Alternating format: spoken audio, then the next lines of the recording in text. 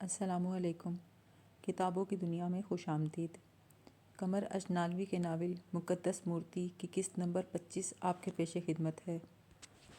میں مداحیہ کے ساتھ اس غار نما گھروندے میں آ گیا جو بستی کے قریب چٹان میں واقع تھا۔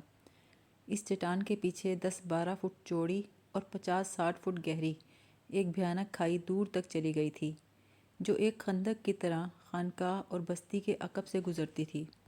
میں نے مایوسی سے کہا، مداحیہ، ہم پچھلی جانب سے خانقاہ میں داخل نہیں ہو سکتے۔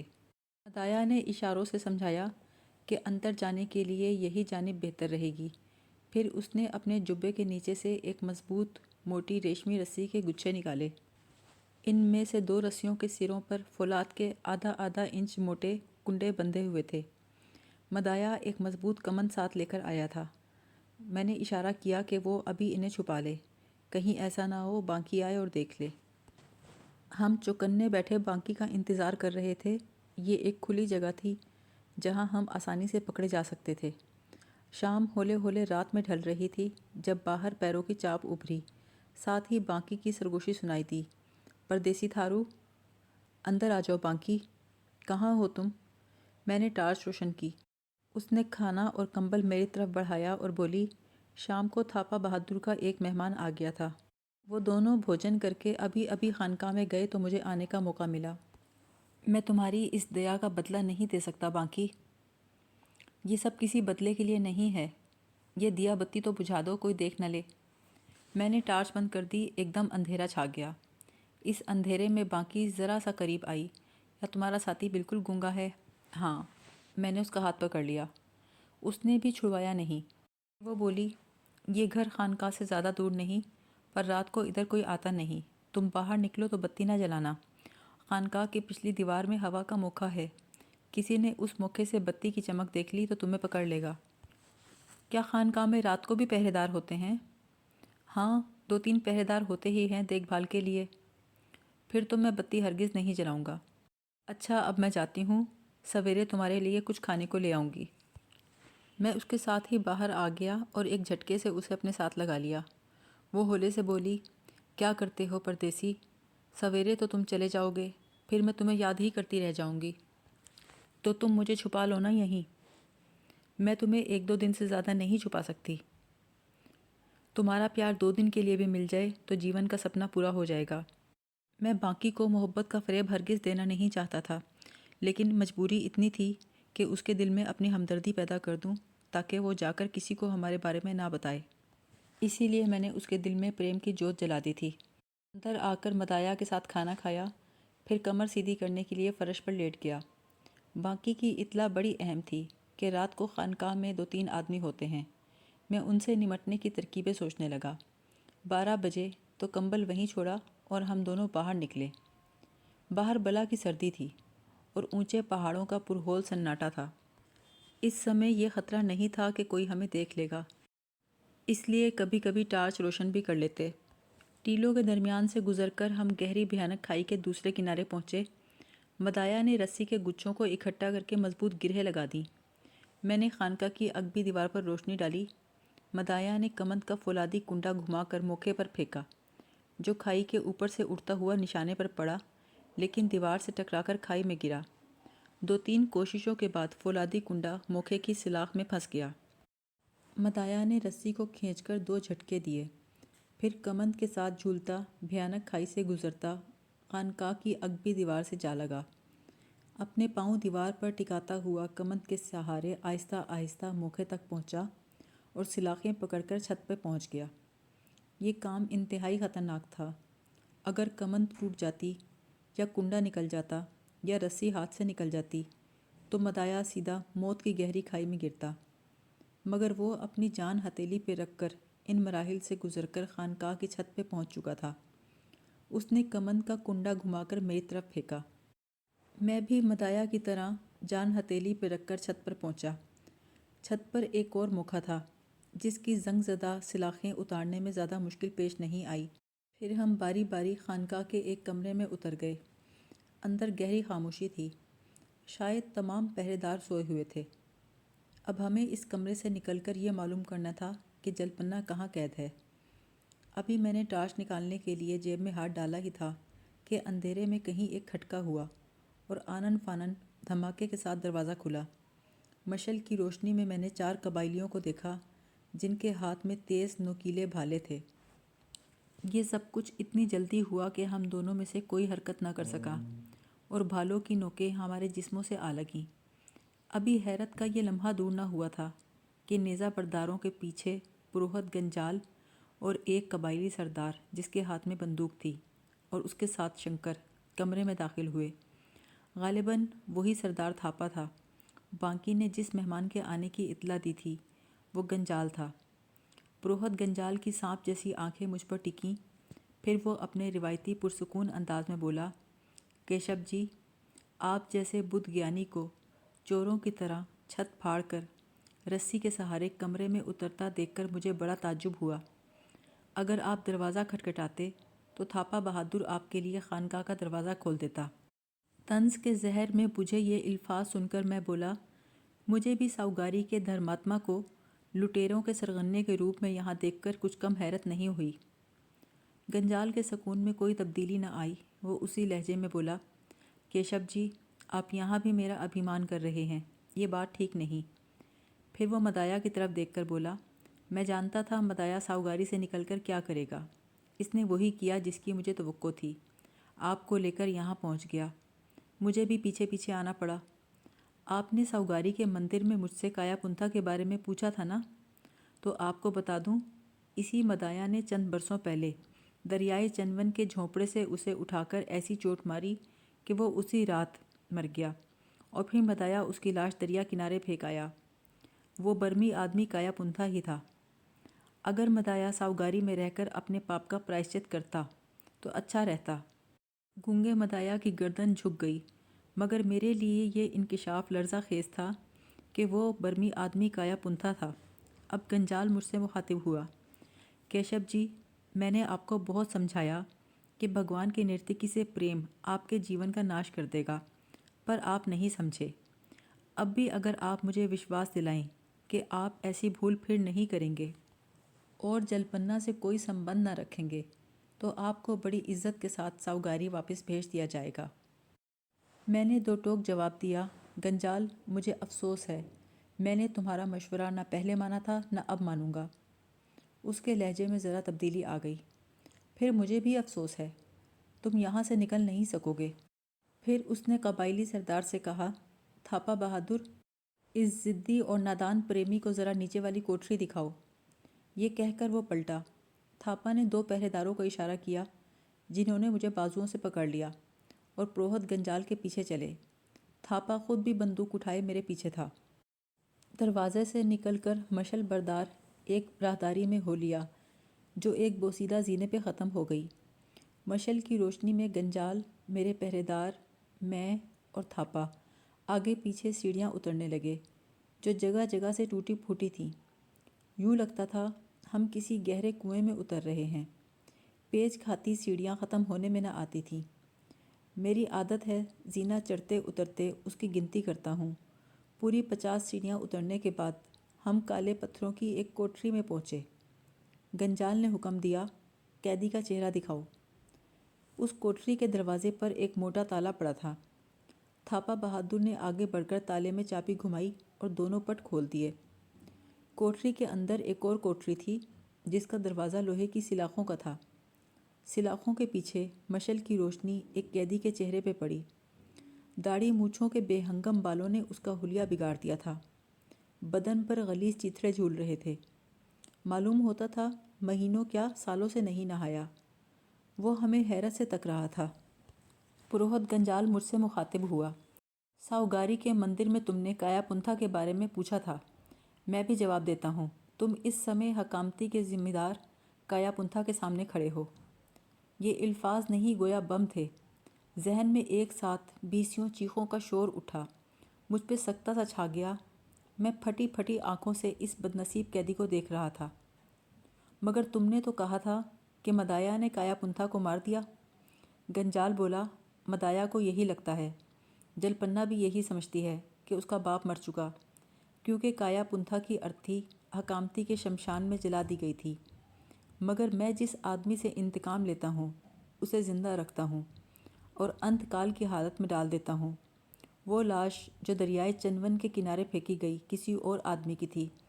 اس کا چہرہ بگاڑ کر اسے کایا پنتھا کے کپڑے پہنا دیے گئے۔ اصلی کایا پنتھا کو میں نے یہاں بھجوا دیا جو کئی برس سے اس کوٹری میں اپنا جیون بتا رہا ہے۔ اس کا قصور یہ ہے کہ اس نے میرا کہا نہیں مانا۔ پھر وہ قیدی سے مخاطب ہوا۔ کایا پنتھا، یہ تمہاری بیٹی جلپنا کا پریمی تھارو کیشپ ہے۔ اسے سمجھاؤ کہ بھگوان کی نرتکی کا پیچھا چھوڑ دے۔ پھر تھاپا بہادر نے لوہے کا جنگلہ کھولا اور مجھے کایا پنتھا کی کوٹری میں دھکیل کر پھر اسے مکفل کر دیا۔ گویا کایا پنتھا کی طرح مجھ پر بھی بیرونی دنیا کا دروازہ بند ہو گیا۔ اب پروہت گنجال انتہائی غصیلے لہجے میں بولا، تھارو کیشپ، تم بھگوان کی ایک مورتی کا کھوج لگانے ساؤگاری میں آئے تھے، پریم کی لیلا رچانے نہیں۔ تم نے میری بات ٹھکرا دی۔ اب یہاں بیٹھ کر جلپنا کے نام کی مالا جپتے رہو۔ میں برس دو برس بعد تمہاری خبر لینے آتا رہوں گا۔ یہ کہہ کر گنجال، تھاپا اور پہرے دار وہاں سے پلٹ گئے۔ اس گہرے اندھیرے میں کایا پنتھا مجھے کندھوں سے پکڑے کہہ رہا تھا، کیا تم رنگامتی میں رہنے والے چکروتی سہائے کے بھتیجے تھارو کیشپ ہو؟ ہاں۔ چندر بالا کی بہن کسم بالا ابھی جیتی ہے؟ میں اس کی بات کاٹ کر بولا، میں اسی کی بچھڑی آتما کو ڈھونڈتا ڈھونڈتا یہاں پہنچا ہوں۔ ہے بھگوان! وہ کسی گہرے غم میں ڈوب گیا، مگر اس کی باتوں کے حوالوں سے اس امر کی تصدیق ہو گئی کہ وہ کایا پنتھا ہی ہے۔ اس بند کوٹری میں کوئی کھڑکی، کوئی مکھا نہ تھا جس سے اجالے کی معمولی سی کرن بھی اندر آ سکتی۔ میرا ذہن اس سوچ نے معاف کر دیا تھا کہ میں گنجال کے جال میں پھنس چکا ہوں، اب شاید کبھی سورج نہ دیکھ سکوں۔ یہ احساس کایا پنتھا کی طویل اسیری سے پیدا ہوا جو کم و بیش 5 برس سے اس بندی گھر میں گرفتار بلا تھا اور بدترین حالت کو پہنچ چکا تھا۔ اس کی ظاہری حالت کسی پاگل بھکاری کی سی تھی۔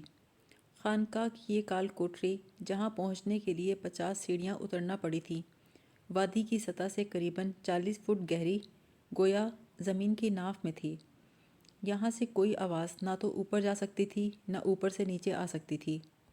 یہ ایک بھیانک قید خانہ تھا جہاں کے پتھر توڑ کے فرار ہونا کسی آدمی کے بس کی بات نہیں تھی۔ کایا پنتھا نہ جانے کس جرم میں سزا بھگت رہا تھا۔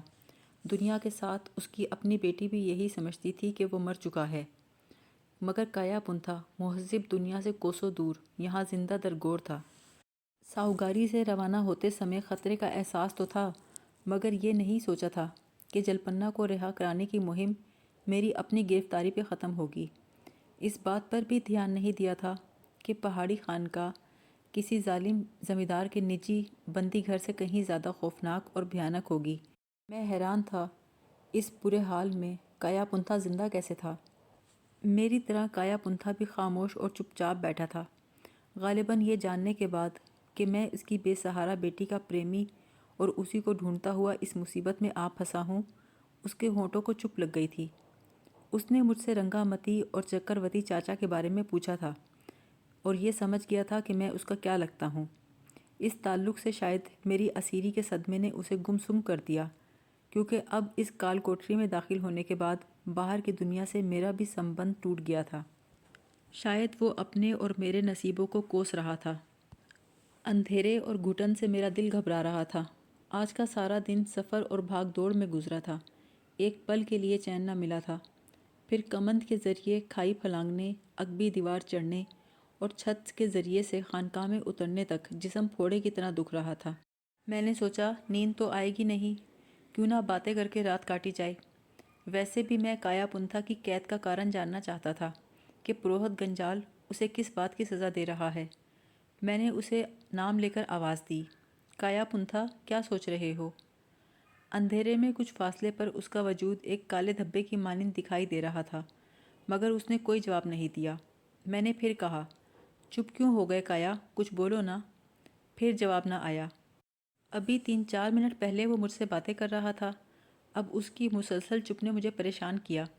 میں نے ہاتھ بڑھا کر اسے جھنجھوڑنے کی کوشش کی، کایا، کیا میری بات کا جواب بھی نہیں دو گے؟ میرا ہاتھ لگتے ہی وہ ڈھہ گیا۔ میں چونکا، گھبرا کے اس کی طرف جھپٹا۔ اندھیرے میں ٹٹول کے پکڑا تو اس کا شریر کسی مردے کی طرح ٹھنڈا تھا۔ میرے ہوش اڑ گئے۔ میں نے چلا چلا کر پکارا، کایا پنتھا، کایا پنتھا، مگر بولتا کون؟ میں اس خیال سے کانپ اٹھا کہ شاید وہ مر گیا۔ اس کی کلائی پکڑی، نبض ڈھونڈی، انگلی کے نیچے جیسے کوئی چونٹی سی رنگ رہی تھی۔ اس کے جیون میں جیون کی لہر تھی لیکن ڈوب رہی تھی۔ اب اس بات میں کوئی شبہ نہ رہا کہ اس نے مجھے پہچان لیا ہے۔ میری اسیری کا دکھ اس سے برداشت نہیں ہوا۔ اسی صدمے نے اس کے ہوش و حواس چھین لیے اور وہ مردے کی طرح ٹھنڈا ہو گیا۔ ایک ایسے آدمی کا مرنا جسے لوگ برسوں سے مردہ سمجھ رہے تھے، جسے میں نے غیر متوقع طور پہ زندہ دیکھ لیا تھا، اب میرے لیے انتہائی تکلیف دہ تھا۔ میں نہیں چاہتا تھا کہ وہ اس قدر بے بسی اور بے کسی کی موت مرے۔ اس کال کوٹری میں جہاں ہوا اور اجالے کا بھی گزر نہ تھا، میرے پاس اس کا کوئی علاج نہ تھا۔ میں نے پھر بھی ہمت کر کے اس کی ہتھیلیاں سہلائیں، من ہی من میں پرارتھنا کی کہ اے بھگوان، اگر تو نے مجھے ایسے بد نصیب آدمی سے ملا ہی دیا ہے تو اسے یوں نہ مرنے دے، اسے میرے لیے جیتا رکھ۔ شاید یہ میری پرارتھنا کا اثر تھا یا ہاتھ سہلانے کا نتیجہ کہ اس کے مردہ جسم میں حرکت پیدا ہوئی۔ میں نے جلدی سے نبض ٹٹولی، کچھ حوصلہ ہوا۔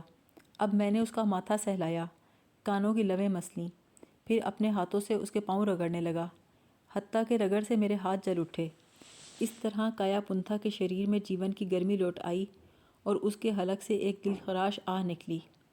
کوئی اور وقت ہوتا تو یہ ٹھنڈی آہ سن کر میرا دل ٹکڑے ٹکڑے ہو جاتا، مگر اس سمے یہی دکھ بھری سسکی سن کر میں خوشی سے اچھل پڑا، کیونکہ یہ سسکی اس کے جیون کا ثبوت تھی۔ میں نے پاؤں سہلاتے ہوئے پوچھا، کایا پنتھا، کیا تمہیں ہوش آ گیا؟ میری بات سمجھ رہے ہو؟ ہاں، اس نے بڑی مدھم آواز میں جواب دیا۔ اگر تم نہ ہوتے تو مر جاتا میں، اور شاید اچھا ہوتا۔ یہ کہہ کر اس نے اٹھنے کی کوشش کی، مگر میں نے اٹھنے نہیں دیا۔ ابھی لیٹے رہو، تمہیں آرام کی ضرورت ہے۔ آرام؟ یہ لفظ میں نے برسوں کے بعد سنا ہے، اب اس کے معنی بھول چکا ہوں۔ غم نہ کرو، تم نے دکھ بھوگے ہیں، سکھ بھی پاؤ گے۔ سکھ میرے لیے اس جیون میں نہیں ہے۔ یہ کہتے کہتے اس کی آواز بھرا گئی۔ اس نے اتنے دکھ اٹھائے تھے کہ سکھ کا تصور ہی بھول گیا تھا۔ اب اس کے دل میں جینے کی تمنا نہیں تھی، مرنے کا خوف بھی نہیں تھا، مگر میں چاہتا تھا وہ زندہ رہے، اپنی بیٹی کو دیکھے۔ تم چپ کیوں ہو گئے؟ کچھ بولتے رہو نا۔ اندھیرے میں ایک بار پھر اس کی جگر خراش سسکی سنائی دی۔ اسے دیکھنے کی حسرت دو چند ہو گئی۔ اچانک خیال آیا، میں کیسا احمق ہوں، میرے اوور کوٹ کی جیب میں ٹارچ ہے اور میں روشنی کے لیے ترس رہا ہوں۔ مدایا بھکشو اور میری گرفتاری کے بعد ہماری تلاشی نہیں لی گئی تھی، نہ ہی ہم سے کچھ چھینا گیا۔ شاید ان لوگوں کو خیال ہی نہ آیا ہو کہ میرے پاس کچھ ایسی چیزیں بھی ہو سکتی ہیں جنہیں کسی قیدی کے پاس رہنے نہیں دیا جاتا، یا پھر ان کو یہ پتہ ہوگا کہ اس گہرے کنویں میں کسی شے کی کوئی اہمیت ہے ہی نہیں۔ پھر بھی اس خیال سے میرے من کو ڈھارس ملی کہ میری چیزیں چھینی نہیں گئیں۔ میں نے جیب سے ٹارچ نکال کر روشن کی۔ کایا پنتھا کا چہرہ کپاس کے پھول کی مانند زرد تھا، اس کی آنکھیں آنسوؤں سے بھیگی ہوئی تھیں، وہ رو رہا تھا۔ ایک دم حیرت زدہ ہو کر بولا، ارے تمہارے پاس بیٹری ہے؟ ہاں، میں ساتھ لے کر آیا تھا۔ پہرے داروں نے چھینی نہیں؟ شاید وہ بھول گئے۔ ذرا اسے بند کر دو۔ میں نے ٹارچ بند کر دی۔ کایا پنتھا کی ظاہری حالت دیکھ کر گمان ہوتا تھا کہ قید کی سختیاں سہ سہ کر پاگل ہو چکا ہے، مگر اس کی دماغی حالت بالکل ٹھیک تھی۔ چند لمحے خاموشی میں گزر گئے، شاید وہ خود کو سنبھال رہا تھا، پھر کہنے لگا، تم نے اپنا نام تھارو کیشپ بتایا تھا نا؟ میں سوچنے لگا شاید وہ مجھ سے جلپنا کے بارے میں پوچھے گا کہ میں اسے کیسے جانتا ہوں، کب اور کہاں ملا تھا، مگر اس نے جو کچھ پوچھا وہ میری توقع سے زیادہ حیران کن تھا۔ تھارو کیشپ، جانتے ہو میں تمہارا کیا لگتا ہوں؟ میں نے سوچا اسی سے سنوں۔ کیا لگتے ہو؟ وہ اپنائیت سے بولا، تمہاری ایک موسی تھی چندر بالا، میں اس کا پتی ہوں۔ تم بہت چھوٹے تھے جب وہ میرے ساتھ برما چلی آئی، مگر جس دن جلپنا نے جنم لیا اس دن چندر بالا ہمیشہ کے لیے مجھ سے روٹھ گئی۔ وہ چاہتی تھی اس کے ہاں بیٹی ہوئی تو اس کا بیاہ تمہارے سے کرے گی۔ وہ تمہیں بہت چاہتی تھی۔ اب تو اسے سرگباش ہوئے 17 برس ہو چکے ہیں۔ تو یہ تھا کایا پنتھا جو کچھ بھی نہ بھولا تھا۔ اب ضروری تھا میں بھی اسے کچھ بتاؤں تاکہ اس کے من میں جیون کی تڑپ اور اس بندی گھر سے نکلنے کی لگن پیدا ہو، مگر سوچ رہا تھا بات کہاں سے شروع کروں۔ نہ جانے اس نے میری چپ سے کیا نتیجہ اخذ کیا۔ پریشان سا ہو کے کہنے لگا، کیا تمہیں میری بات پہ وشواس نہیں کہ میں رشتے میں تمہارا موسیٰ ہوں؟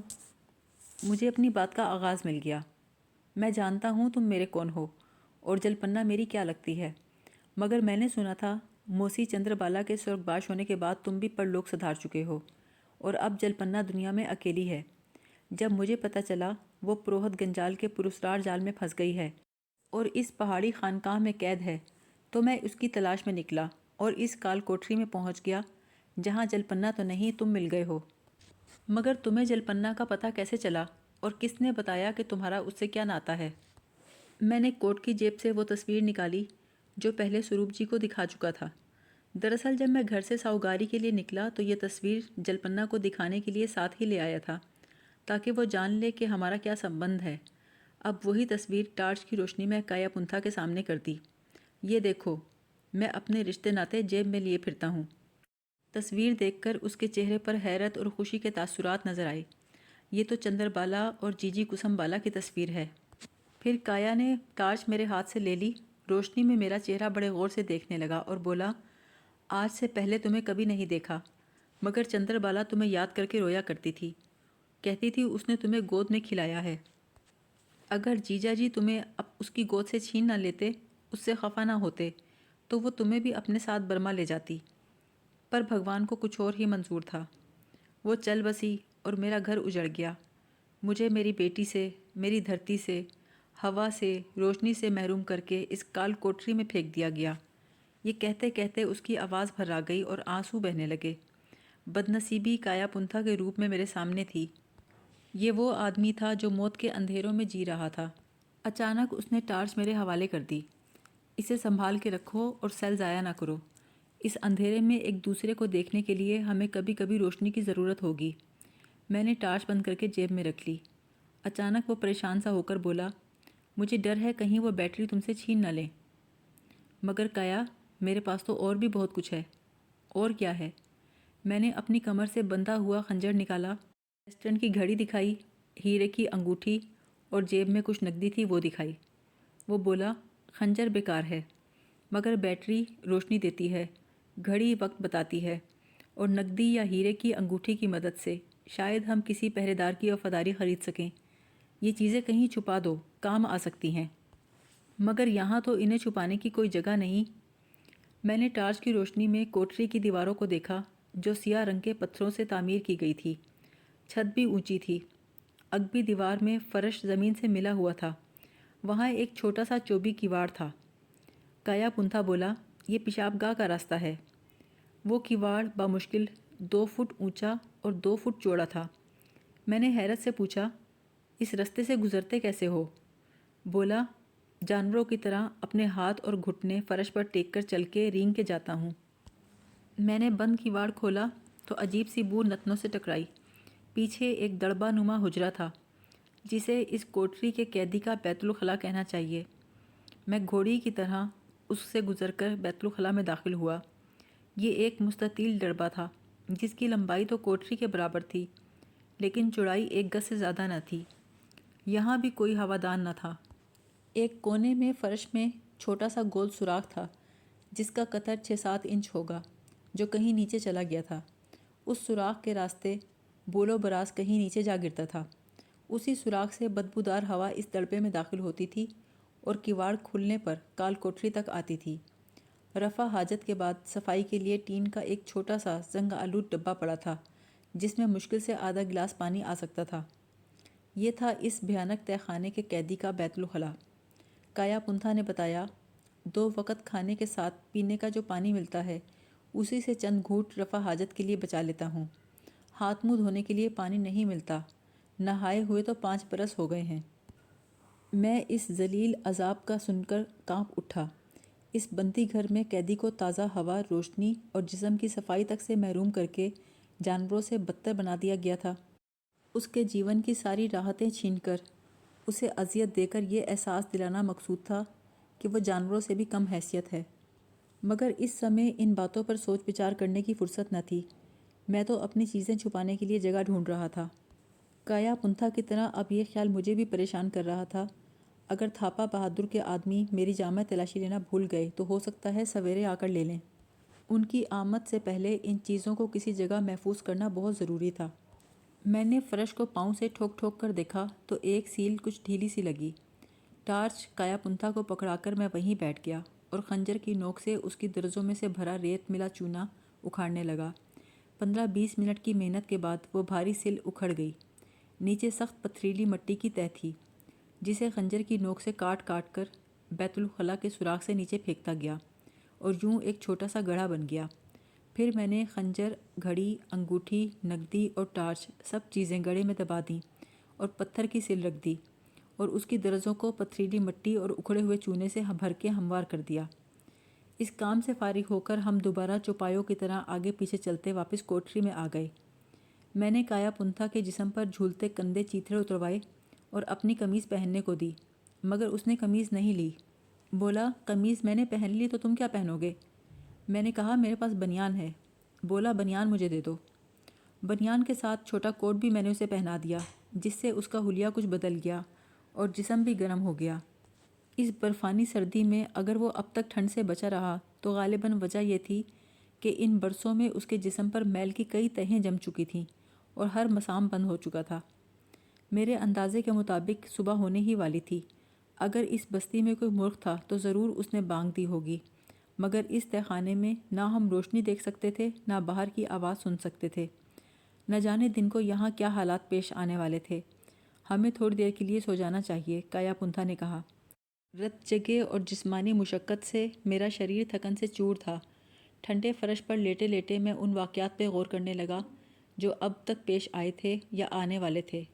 پھر نہ جانے کب نیند آئی اور میں سو گیا۔ آنکھ اس وقت کھلی جب کوٹری کا بیرونی دروازہ کھلا اور ایک ملگجا سا اجالا اندر آیا۔ کوٹری کا پہرے دار دوپہر کا کھانا دینے آیا تھا۔ کایا پنتھا بیدار ہو چکا تھا، مگر اس نے مجھے نہیں جگایا تاکہ میں نیند پوری کر لوں۔ میں دروازے کا کھٹکا سن کر جاگا اور اٹھ کے بیٹھ گیا۔ پہرے دار نے لوہے کی سلاخوں میں ہاتھ ڈال کر رات کا خالی برتن اٹھا لیا اور کایا پنتھا کے ساتھ میرا کھانا بھی اندر رکھ دیا۔ روٹیاں 2 تھیں، مگر پیلے رنگ کی پتلی دال کا کٹورا ایک ہی تھا۔ وہ دال کا کٹورا رکھ چکا تو میں نے پھرتی سے اس کا ہاتھ پکڑ لیا۔ اس نے ہاتھ چھڑانے کی کوشش کی، مگر میں نے نہ چھوڑا۔ پھر میں نے آسام کی قبائلی زبان میں اس سے کہا، تم تھاپا بہادر کے آدمی ہو یا پروہت گنجال کے؟ بولا، پروہت جی ہم سب کے گرو ہیں۔ تو پھر جا کر اس سے کہہ دو وہ جیت گیا، میں ہار گیا، مگر اس بندی گھر میں وہ میرے ساتھ جانوروں جیسا سلوک نہ کرے۔ پروہت گنجال کو میرا سندیش دو، میں کھانے سے پہلے نہانا چاہتا ہوں، پانی بھجوا دے۔ پہرے دار کی آنکھوں میں حیرت تھی۔ میں نے پوچھا، میرا سندیش پہنچا دو گے نا؟ اس نے اسبات میں سر ہلایا، پہنچا دوں گا۔ میں نے اس کا ہاتھ چھوڑ دیا۔ وہ سیڑھیاں پھلانگتا تیز تیز اوپر چلا گیا۔ کایا پنتھا نے سہمے ہوئے انداز سے کہا، تم نے گنجال کو سندیش بھیج کر اچھا نہیں کیا۔ میں نے اس کی بات پر توجہ نہیں دی، کھانا دیکھ کر حیران رہ گیا۔ مٹی کے ایک گندے پیالے میں پیلے رنگ کا پانی بھرا تھا۔ اس پیلے پانی کے اندر کہیں کہیں دال کے چند دانے تھے۔ روٹی نہ جانے کون سے آٹے کی تھی۔ ایک لقمہ توڑ کر چکھا تو تھوہر کی طرح کسیلا اور کڑوا تھا۔ کایا سے پوچھا، کیا یہی روٹی ملتی ہے یہاں؟ بولا، نہیں، رات کے کھانے میں بھات ملتا ہے، پیچ کی کڑی ہوتی ہے، مگر نہ روٹی سے پیٹ بھرتا ہے نہ بھات سے۔ ابھی اس کی بات ختم ہوئی تھی کہ سیڑھیوں پر آہٹ سنائی دی۔ یہ کئی قدموں کی ملی جلی آہٹ تھی۔ چند ہی لمحوں بعد پروہت گنجال اور تھاپا بہادر آگے پیچھے نظر آئے۔ تھاپا بہادر کے ہاتھ میں بندوق کی بجائے چمڑے کا ہنٹر تھا۔ پروہت گنجال کوٹری میں داخل ہوا۔ کیشب جی، میں لوٹنے ہی والا تھا کہ آپ کا سندیش ملا، اسی لیے سیوا کے لیے حاضر ہو گیا ہوں۔ آپ نے مجھے ہار جیت کا کہلوا بھیجا ہے۔ میں تو نہیں جانتا کہ ہار کیا ہے جیت کیا ہے، آپ بھی اس بات کو بھول جائیں۔ پروہت گنجال، تم نے مجھے اپنا بندی بنا لیا ہے، یہ تمہاری جیت ہے۔ میں نے آپ کو اپنا بندی نہیں بنایا، آپ تھاپا بہادر کے بندی ہیں، کیونکہ آپ چوروں کی طرح چھت کے راستے خانقاہ میں گھسے تھے۔ مگر تھاپا کو مجھ سے کیا بیر ہو سکتا ہے؟ جھگڑا تو میرے تمہارے درمیان ہے۔ میں نے بول دیا نا، آپ میرے نہیں تھاپا کے بندی ہیں، کہیے میں آپ کے لیے کیا کر سکتا ہوں؟ مجھے یہاں سے نکل جانے دو۔ اگر ایسا نہ ہو سکے تو بات بہت بڑھ جائے گی، اس کا نتیجہ اچھا نہیں ہوگا۔ میں تو آپ کے ساتھ ہمیشہ اچھا برتاؤ کرتا رہا ہوں کیشب جی، آپ ایک بدھ گیانی ہیں، آپ جیسے ज्ञानियों کا मैं सेवक हूँ, परंतु आप मुझसे उलझते और झगड़ते रहे हैं. फिर भी आज्ञा दीजिए, आप कैसा अच्छा बर्ताव चाहते हैं. मैंने नहाने के लिए पानी मांगा था. गंजाल ने एक नज़र थापा पर डाली और बोला, थापा बहादुर अपने किसी बंदी को नहाने की आज्ञा नहीं देता. पूरी 50 सीढ़ियाँ उतरकर यहाँ पानी लाना कोई सहल काम नहीं. फिर भी मैं थापा से कहता हूँ वो आपके नहाने का प्रबंध कर दे. इसी लम्हे थापा ने आगे बढ़कर जंगला खोला, मुझे बाजू से पकड़ के बाहर खींचा. फ़ौरन ही उसके पहरेदार ने मेरे जिस्म से ओवरकोट उतारकर जंगले में फेंक दिया और मेरे जबड़े पर ज़बरदस्त घूंसा मारा. मैं लड़खड़ा के थापा बहादुर पर गिरा. अभी संभल ना पाया था कि थापा ने पीछे हटकर मुझ पे हंटर बरसाने शुरू किए. कोठरी में काया पुंथा की भयानक चीख गूंजी. जिस बात से वो डर रहा था वही पेश आ गई. थापा के हंटरों से मेरी कमीज़ फट गई, मांस उधड़ गया, खून निकल आया, मगर थापा की वहशत में कमी न आई. पुरोहित गंजाल एक तरफ खड़ा देख रहा था, जैसे यही कुछ देखने यहाँ आया था. कोठरी में काया पुंथा की चीखें सिसकियों में ढल गई थीं. वो हाथ जोड़ के फरियाद कर रहा था, ना मारो, इसे ना मारो, मगर किसी ने उसकी चीख पुकार पर ध्यान न दिया. अचानक पुरोहित गंजाल की आवाज़ आई, छोड़ दो, आज इतना ही ज्ञान बहुत है. उसके इशारे पर थापा बहादुर ने मुझे छोड़ दिया. मेरे जगह जगह घाव थे, कमीज़ तार तार हो चुकी थी.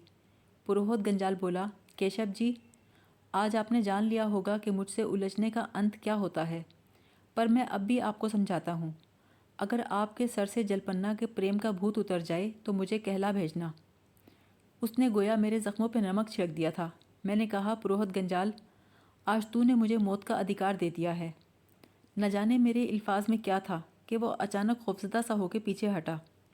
फिर बोला, मूर्ख, रस्सी जल गई मगर बल नहीं गया. मुझे मौत की धमकी देता है. ये नहीं समझता कि खुद मौत के द्वारे खड़ा है. मैं उस वक़्त तक नहीं मर सकता जब तक तेरा नाश न कर लूँ. तू धरती के आखिरी किनारे तक भागेगा गंजाल. मैं धरती के आखिरी किनारे तक तेरा पीछा करूँगा. पुरोहित गंजाल थापा की तरफ देखकर बोला, सुन रहे हो ये मूर्ख क्या कहता है. उसी लम्हे थापा एक बार फिर मुझ पर टूट पड़ा. उसके बूट की पहली ठोकर पिंडली पे पड़ी. मैं लड़खड़ा के गिरा. दूसरी और तीसरी ठोकर सर पे पड़ी. ये ज़रब इतनी शदीद थी कि मेरे ओसान जाते रहे और आंखों के साथ जहन के किवाड़ भी बंद हो गए.